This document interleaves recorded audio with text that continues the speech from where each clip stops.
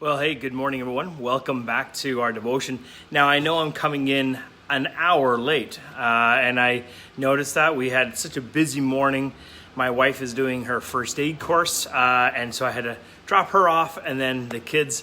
Here we are starting up an hour later. So I know for some of you, you're probably going to get this notification going, hey, what time zone is this guy on? So I'm going to keep it brief this morning because it's, I know, at 11, but maybe you can watch this later on tonight. We're in Russell Moore's book, The Storm-Tossed Family. And we were talking so much about the last few days about the roles of men and women and how they are seen historically in our society, and how does the Bible see them as well. We're going to catch it up where we left off. That's one of the reasons why marriage is important to everyone in the church, not just to those who are or who will be married.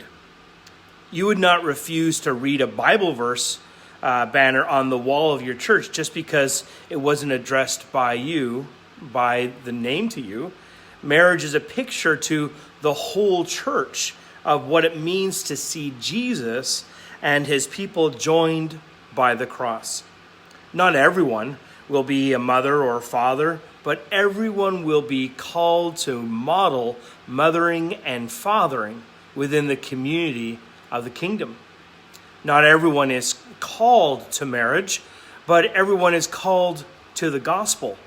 Marriage matters then for everyone because marriage is not just about marriage. Marriage is about the cross. Years ago, a newspaper columnist known for his many marriages, divorces, and remarriages announced that he was giving up at long last on matrimony. He said he wasn't going to look for another wife, but rather would cut out the middle step and just save himself the time and the trouble. I'm just going to find a woman who hates me and buy her a house, he quipped. This excitement elicited the expected laughter, despite the obvious tragedy of his personal life, because the words rang true to a culture rife with conflict between men and women.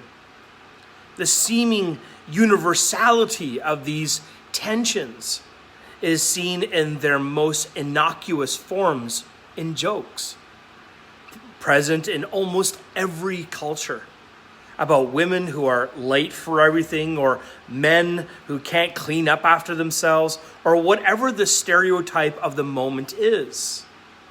But these tensions, they run into much, much darker territory that often is whistled past with humor.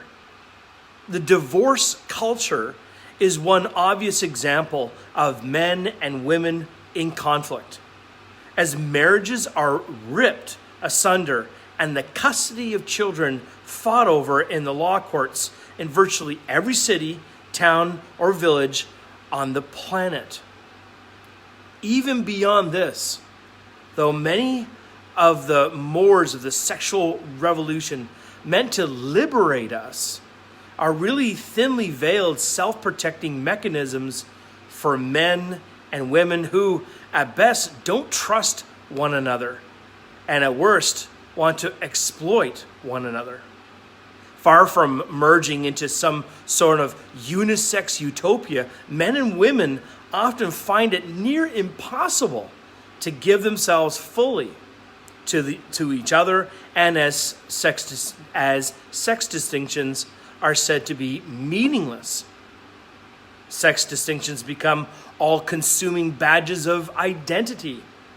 Even worse is the violence and the devastation, present again in almost virtually every culture, that causes many to wonder if there is, in fact, something inherently dangerous about a blood-curdling masculinity. Is it any wonder that whether in ancient Ephesus or modern El Paso, our imaginations can sometimes long for an occasional idealized mythic figure who cannot only fend for herself, but also represent the dignity and the quality of women. Is it any wonder that we sometimes long for a hero who can represent the best ideals of masculinity and femininity alone, without the often grueling work of community? In such a scenario, women would not be vulnerable to hurt from men, and men would not be burdened with a responsibility outside of themselves. This is not, though, the answer. Our lives as men and women should remind us that we need another. Our lives as men and women should remind us that Christ and his church are not in competition with one another, not hiding from one another, protecting themselves from one another. Our lives as men and women should remind us that all of history is moving toward the church, coming down from heaven as a bride adorned for her husband. Revelation 21:2. The universe is hurtling toward not a corporate boardroom or an amusement park, but toward a wedding feast. That finishes off that chapter. But it's interesting, as I've been thinking about our roles as men and women and marriage, it reminds me of this girl that was at camp, now a young woman, now very much, I think she's around my age, in her 40s. And I won't call her out, but I'll just call her Jane. Jane was this girl that she loved men. She wished she had a boyfriend. She had some boyfriends along the way, but she's still single to this day. But there was so much stuff that she had to work through, a stigma attached that there was something inherently wrong with her in the context of church. Like there's something like you must be doing something away to drive either men away, or you can't get married. Something is wrong. She thrives in ministry. She is a missionary. She goes multiple trips. She has a great job. She's a mother and a mothering kind of person to many children in the church. And for some reason, she's just not married. That's actually, I think about it, I know a lot of men and women that are in the same boat. She's done well. She's reconciled it. She's prayed with the Lord. She's wrestled with it as well. But she's come to a place of surrender and contentment. There's another guy I know in one of our churches that we planted, and I'll call him Jim. Jim will still to this day be on Facebook and constantly say that he's lonely and he's sad. And when I remember when we would talk to him, I mean, like, what do you need? And it was that if only I had a wife, if only I had kids, if only I had a family, everything would be better. And he's been in this perpetual emotional, spiritual, mental hamster wheel over and over.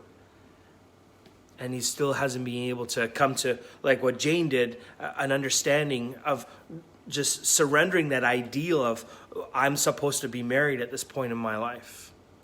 We've told Jim so many times there's so many other opportunities to care for people in the church and at your work and to be a big brother or be to help out and volunteer, but he's stuck because of some cultural normative that has been placed on him that to be happy, to be successful, you got to have a wife and kids and a dog and a white picket fence.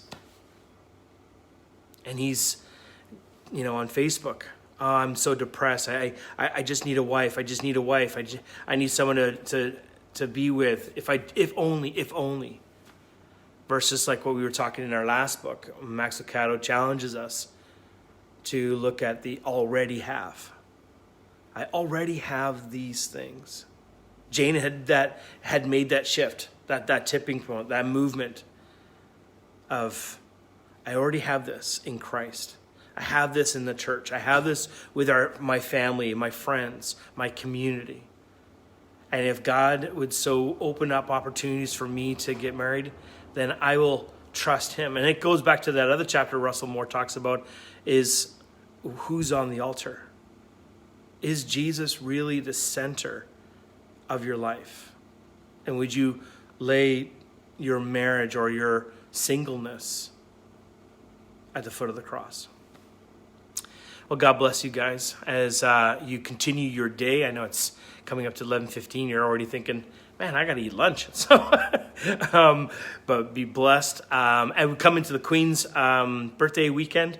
We're excited. We're going to be seeing you guys here at South City, 10 a.m. If you'd like to come a little early and hang out with some folks, we're encouraging you to bring your own coffee in your own mug. So, we're not going to be doing any kind of drinks or cafe, but you can bring that in and connect with people. We'll have music going. It's going to be such a great Sunday. God bless you, and we will see you Sunday. Bye for now.